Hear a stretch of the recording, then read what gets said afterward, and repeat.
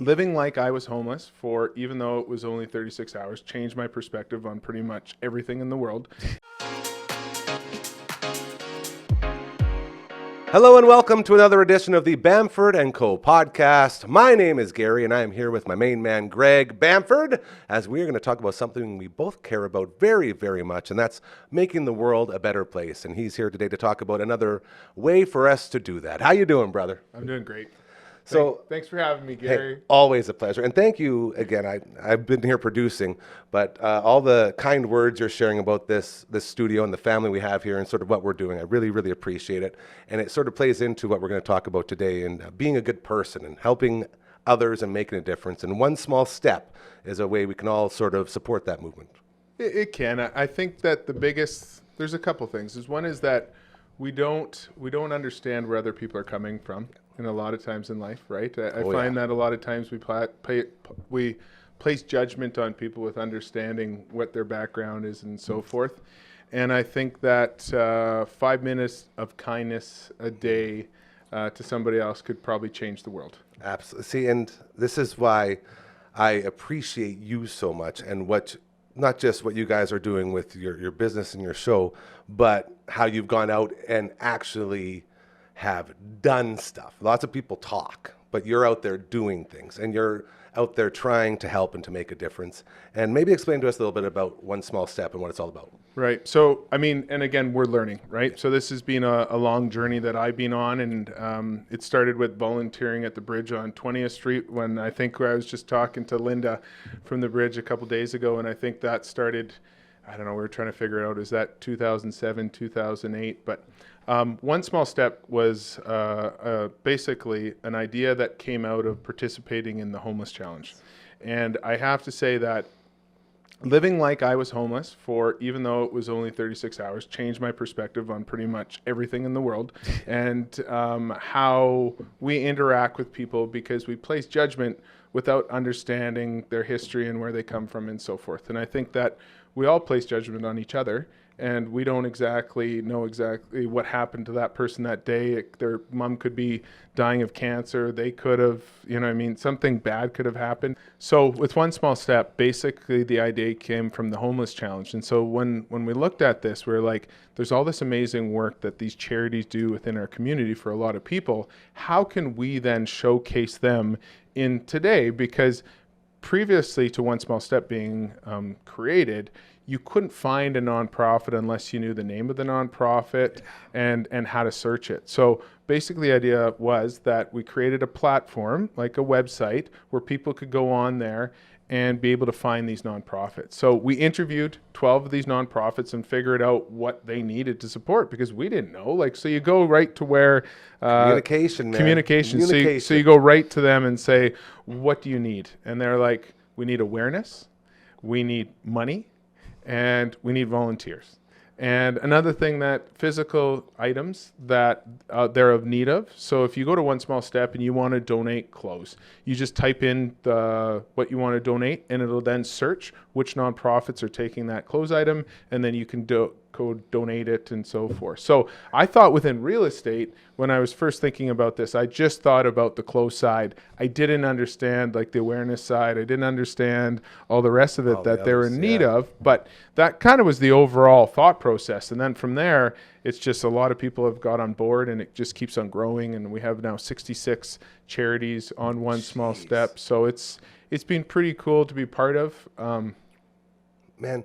And now I want to go back a little bit to you talking about being homeless for 36 hours. I've talked to a couple other people that have been a part of that whole movement, like Kurt Dahl, for instance, and other. I've had a lot of friends that have done it. And every single one of them said the same thing, that if everyone on earth could do something like this, the world would be a better place. Because like you say, it's all about understanding and not just going by on your judgments. And if we can eliminate stuff like that, it sort of opens the door. It gets rid of all the muddy stuff, and it opens that door to how you can get in and actually help. And maybe talk a little bit about that experience. Sure. So as I'm meeting people, I found that there's more community within the homeless sector and homeless people than there is in the rest of our community. Absolutely. when I sell houses, everybody wants bigger fences, bigger yards, privacy. Within the homeless sector, a lot of these people are giving each other their last food or their last money so that they can support each other, and they really look out for each other. Panhandling was pretty hard when I did that, and the way I was treated by other people. Like that's got to open your mind right up, right? Like just it was crazy, and then you're thinking like, what's this person's story? Like what took them in life to be able to like get to where this is where they're at, right? And it was humbling because like, I mean, no kid, and it doesn't matter what their background is, when they get asked what they want to do in school, put up their hand and say, I want to be homeless, right? Like, it's not that this is their choice. Another thing I found very interesting was that we place judgment on people because we call them drug addicts, and we call them alcoholics, and we call them all this stuff, and we look at it as a negative thing. Within our society, it's socially acceptable to drink, and if you don't drink, then you're judged, which I find interesting because I quit for 2.5 years, and people kept on coming up to me and being like, why are you not drinking? Are you an alcoholic? And I was like, how's the drunkest person always asking me why I'm not drinking? But if a homeless person does it, like if they're drinking, they're not allowed. So that doesn't make sense. We were sitting at in I guess what would it be, Nutrient Park or Meewasin there, and I remember I'm with a couple executives, and the first thing that they said when we sat down is like, man, I could really drink a bottle of scotch right now. And I was thinking, it's interesting, right? Like, yeah, man. And we as people go home because we've had a tough day at the office, and when we have a couple drinks and we don't think anything of it, right? And so I don't know. I look at it from a different perspective, I guess, now, right? Seeing it from where other people are coming from. And it's hard not to see it because it's all this judgment that we place. Yeah, and that's the biggest idea behind that whole movement, right? Is to put you in another person's shoes so you can understand why and how and like when, and just to learn the stories. It's the first time in a lot of our lives that we get stripped of who we are and who we've built up as a person, and we become a nobody. Everyone's equal out there. Yeah, and it's like, and not that I mean like as people are nobodies, but I'm just saying that we're not known, we're not our brand. We all have our own personal brand because we are friends. We have like the people that we went to school with, and they know us and the rest of it. Yeah. Some of us get liked, some of us don't get liked. I mean, it's pick or choose, right? But in that case scenario, I think that you go there and you're now open to vulnerability. That's scary, and you sit there and you try to figure out like, okay, like what is going to happen today? And the way that it sets up is that you're given all these different challenges to be able to participate in that someone living like they're homeless would go and do.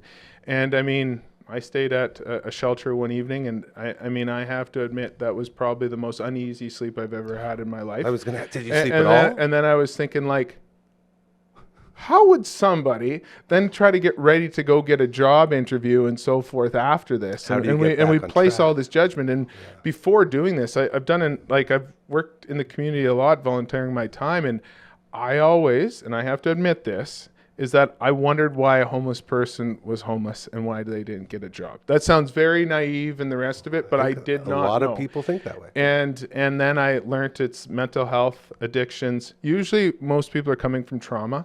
I think there's numbers of like 65% of people that are in the foster care system. A lot of people end up homeless. Like, I don't know how many times my parents have helped me in my life. And I mean, probably you as well. Dude, still to this day, all the time. Yeah. All the time. This whole place was built with help from my parents, man. Right? But like, it is. And the reason that we have all this support and able to do it. So if we didn't have this support, then what happens? Like they don't have anybody. And so, I guess one small step was a way of being able to be like, okay, how do we connect the people that have with the people that the charities that are in need, and then to support the people that need a helping hand up. Yeah, man. See, and we say it all the time, karma. Like I end every live show Monday to Friday on YouTube, 4 to 5 p.m. Your show, it's called. And I end every show by reminding people that karma is very, very real. And if you start doing good things will start happening to you, especially in a world where everything's so crazy right now. To always hammer that home. It's nice to have examples, and this is a great example of a way to get your karma up by supporting these incredible organizations that are trying to change for the good. Well, and there's a lot of opportunities out there, right? Like, I mean, it's either you could drop off gently used clothing and so forth, or you could go pick up diapers, or you could donate something to the food bank, or you could volunteer within different organizations. The Friendship Inn always needs people to volunteer, right? So there's so many different possibilities, and I think is like, it becomes overwhelming because there is so much that we need to do within our community. But I believe it's all of our parts to play a little piece of that, right? And so the thing is, like, if we all work together, we can then make it. So the old way of, like, when we grew up, like, your neighbors took care of the neighbors, right? Like a small town mentality, right? We've lost that within society, I think, a lot. So so it's and it's interesting because, I mean, in my world, I sell houses, which is now, like, even I kind of feel bad even some days because I'm like, I enjoy it. I like helping people find the journey of finding the right property and solving something for them that sometimes is very stressful. But at the same time, I look at on the other side and I was like, man, there's so many homeless people, and there's only becoming more. Yeah. And this isn't an issue just within Saskatoon. This is an issue within, I think, the world, right? I think just where the way that society is and so forth. And if I could probably think about ways, because I look at it from like a social side, but I look at it also from a corporate side, because I look at the investment into something, right? Like I kind of see a lot of different angles than maybe some people might look at it, just because I've been lucky enough that I've had a lot of people that trust me with their points of view, and I have a lot of First Nations friends.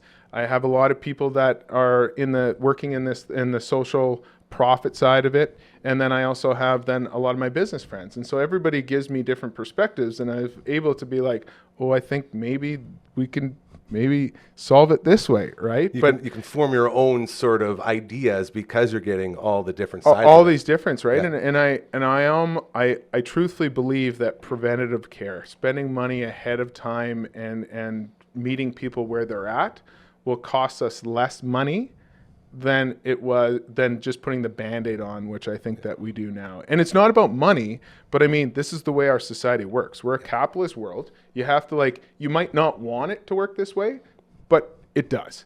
So the thing is, how do we change it within the society that we're in to make the differences that we can to be able to all work together to move in the right direction? Man, it's crazy stuff. So to put a little bow tie on all of this, how do people get out and support One Small Step? I think go to the website, onesmallstep.com. We've got we're Facebook, Twitter, Instagram. Go on there, share our posts, and then go there and just learn more about these charities. I mean, we built it out so that every single charity on there has, and we're updating all the charities pages right now, but go on there, check out what the organization does, their programs and so forth. Most people don't even understand what a lot of these charities do and what programs they actually offer. They usually offer 10 times more than we actually think they do. So go learn about them, because everybody's got a passion dogs. So, right? Some people love animals, and that's their dogs, thing. And I've got friends that's their number one thing. Yeah. Mine is I think every kid deserves an opportunity. So there's a lot of opportunities for organizations that you can support kids and getting involved with sports and so forth, right? So go on to onesmallstep.com, learn more about them, volunteer, donate, and donate good things. Don't donate things that are junk. I think a lot of these nonprofits have to sort through a lot of stuff because we think that if it's not good for us, but we'll give it to somebody else. I mean, they're people just like us. Yeah. Very well said, man. Leave it to you to bring out the emotions here today. Very well done. Again, Gregg Bamford, you know him from the Bamford Co Podcast, which you are enjoying right now, as well as from realtoring and all the other cool stuff that he does, including the very, very, very important ways to get that karma up with One Small Step. Thank you so much, brother. I always appreciate our conversations, and I look very forward to doing many, many more with you. I do really look forward to this, and thank you for the opportunity. And one thing that Gary and I have talked about from the very beginning was creating a One Small Step podcast to be able to highlight the charities and the nonprofits in our community to be able to give them a light, right, within this world. Yeah, and I'm looking very forward to doing that as well, brother. Cheers, buddy. Thank you. Right here.